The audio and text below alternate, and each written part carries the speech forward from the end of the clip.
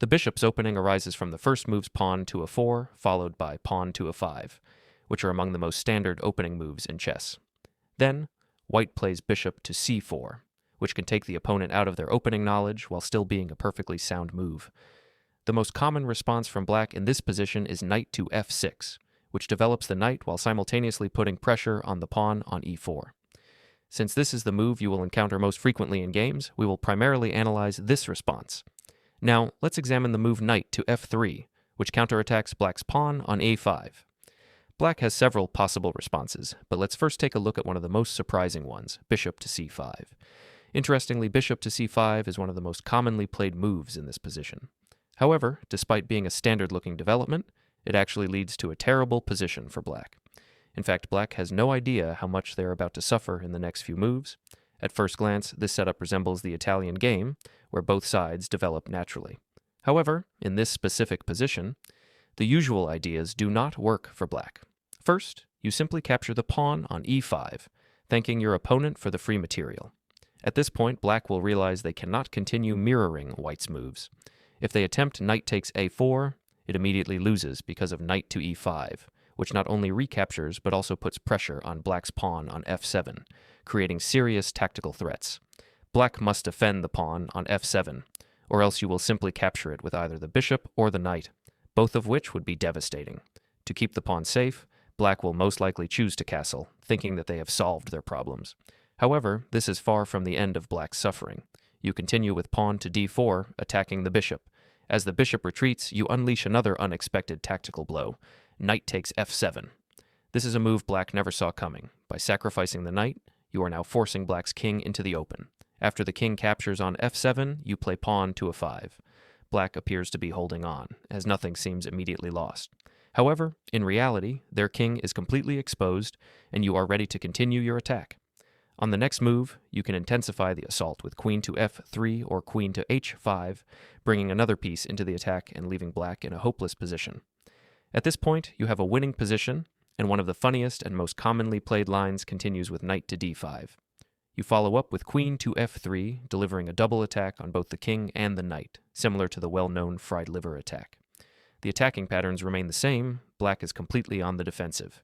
If black wants to save the knight, they have no choice but to keep moving their king forward, instead of developing the rest of their pieces. You continue your attack with pawn to c4. Attacking the knight once again, normally black will try to retreat the knight, but now you play pawn to d5, cutting off the king's escape squares. At this point, black's king is nearly checkmated. For example, if king captures on a 5, then queen to f4 delivers a beautiful checkmate, ending the game in style. This position arises after black played all the standard natural moves in the opening, believing they were following solid principles. However, they are now in serious trouble. There is also an amusing moment in this attack after you just played pawn to a 5, attacking black's knight. We already know that knight to d5 is not an option because of queen to f3, which delivers a crushing double attack on the king and knight. Since knight to d5 fails, black must look for other options. However, the diagonal is controlled by white's queen, meaning the knight cannot escape in that direction without being captured. Black may then decide to retreat the knight, thinking it is the safest way to avoid losing material. You respond immediately with queen to h5, keeping up the attack and putting even more pressure on black's position. This time, you deliver a check to the king while also attacking black's pawn. After black's king retreats, you play the brilliant move bishop to g5. The king may have temporarily escaped, but now black's queen is nearly trapped.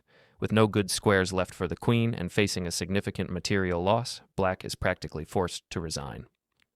Moving forward. Now that we know the seemingly natural move, bishop to c5 is actually a fatal mistake, leading to a devastating attack, let's explore other options. After capturing black's pawn on e5, launching a strong offensive, and securing a winning position, let's now examine another common move. Knight takes e4. Previously, black played knight to f6, attacking your pawn on a 4 without defending their own pawn on a 5. So, naturally, black might feel justified in capturing it. Here, I recommend playing knight to c3, which transforms the game into a Stafford Gambit-style position, but with white having an extra tempo. After knight takes c3, you respond with pawn takes c3, creating a classical gambit. Yes, you have sacrificed a pawn, but in return, you gain rapid development. While black remains completely underdeveloped, your pieces are already extremely active, setting you up for a strong attack. Your bishop is active, the other bishop is ready to join, the knight can capture the pawn or reposition, and the queen is well placed for an attack. Your army is far ahead in development, allowing you to start pressuring black immediately. There are also many traps in this position. The first thing your opponent will notice is that you are attacking black's pawn. If black tries to defend it, for example, with knight to c6, they overlook your hidden threat, in knight to g5, leading to a devastating attack. You attack black's pawn, and there is no sufficient defense. You simply win. Now let's take a step back. What if black defends the pawn with pawn to d6? First, you can still play knight to g5, which wins just as easily as black has no solid defense. However, there is also a fun alternative. Knight takes e5, a bold sacrifice in the style of the old masters. Your knight and bishop continue attacking the pawn, and if black captures the knight, you unleash bishop takes f7, deflecting the king and cutting off its defense of the queen. If the queen moves, you win. If the king moves away, you capture the queen. If the king tries to hold its ground, you play bishop to g5, adding another attacker and winning the queen regardless. The most stubborn defense for black is the awkward move pawn to f6. While it weakens black's diagonal and makes castling difficult, it does temporarily stop both of white's threats. For now, black is safe, but only temporarily. You will continue attacking. Black remains underdeveloped, and their king is weak and exposed, giving you the perfect opportunity to attack. Instead of continuing normally, you reroute your knight to h4, clearing the way for queen to h5, aiming for a scholar's mate-style checkmate. This is a major threat, forcing black to react. To defend, black plays pawn to g6, but in doing so, they continue playing pawn moves instead of developing their pieces. Since you are already far ahead in development, you should look to open the position, allowing your pieces to launch a direct attack on black's king. You play pawn to f4, and if black captures it, you are actually happy because it helps achieve your attacking goals.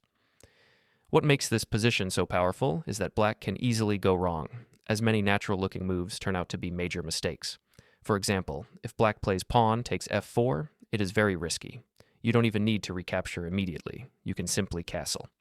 Now, you are ready to attack along the e-file, while black's king is stuck and unable to castle. In a practical game, it is very likely that black will soon be defenseless against your attack. If black does not capture your pawn, you still have another strong threat, pawn to f5, which is very difficult for black to handle. The best defense for black is queen to a7, but they are unlikely to find it unless they are well prepared. Even if they are, you continue attacking with pawn to f5, aiming to clear the center so your queen can jump in and attack black's king.